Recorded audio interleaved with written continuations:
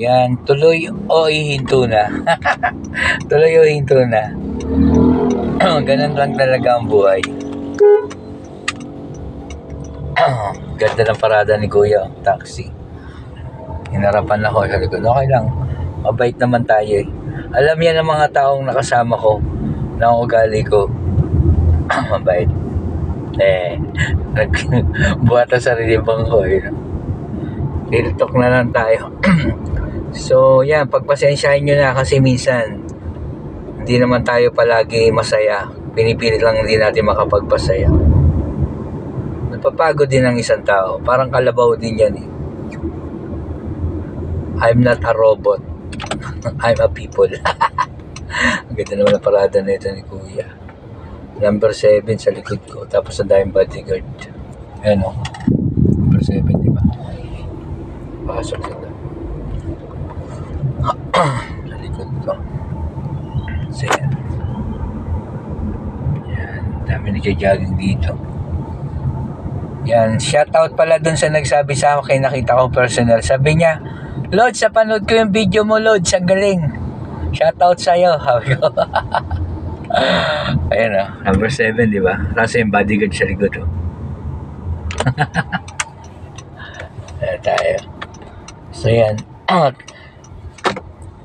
So sa mga lagi nakakapanood, salamat. Pero wag na po kayo mag-expect na magkano tayo, magko-continuous and mag-success.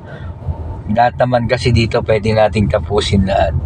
So ano nyo na lang yun, mamimiss nyo na lang na minsan hindi na ako nag-upload talaga. Sundan nyo na lang yung YouTube channel na lang. Sa YouTube channel na lang, nandun na lang. Nandun kasi nire-upload ko lang naman yan. Ayun o, ito pa yung number 7 o, umikot o. Mamamalingke yan dyan. Ang layo ng inikot, samantalang dito. Hindi natin pwede i-mention yung kusino yan, pero kilala ko yan. Number 7. So yan, lagi nyo tatandaan na makapagpasaya ng kapwa ay hindi masama. Masarap magpasaya. Kumbaga parang kung ikaw ay nagbigay, mas nakakaano sa puso. Kaso nga lang, yung pagka mabait ka naman, sabihin naman sa'yo, pagka meron kang nagawa nga na isang pagkakamali, hindi mo na pagbigyan, ikaw pa rin na masama. So, this is a lesson.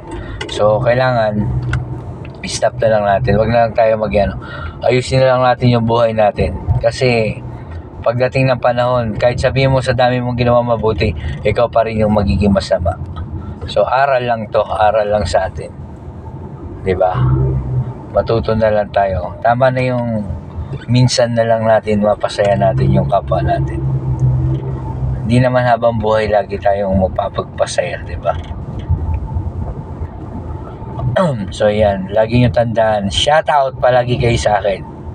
Yan, si Melski Nelson, shoutout kay Boss Alan Depoy, shoutout kay Jubilee, saka kay Ruel, shoutout ko yan, kay Boss Nori, tapos kay Kasagwan, taga Mindanao, shoutout ko lahat ng mga taga Davao, Luzon, Visayas, Mindanao. Lahat po kayo yan, sina-shoutout ko. Hindi ko na may isa-isa. Yan. Saka lahat ng mga nanonood lagi. Shoutout ko na kayo, ha? So yan, shoutout din sa magulang ko, sa nanay ko. Babalik na lang Amerika yon, shoutout. Yan. So yan, lagi nating tandaan, walang imposible sa buhay ng isang tao. Magtrabaho na lang tayo ng maayos. May maano pa tayo, may tawag dito, may kakamtan pa tayo na maayos. Laki ng bahay dito kasi sa paggaganito, marami kakaanuhan, hindi mo maano minsan maugali ng tao. Pag di mo na pagbigyan, ikaw pa yung masama. So parang nawalan ako ng gana din. So aral na lang din to. Hindi ko naman kasi pinupulot ang pera kasi hindi naman pwede lagi may pera ko.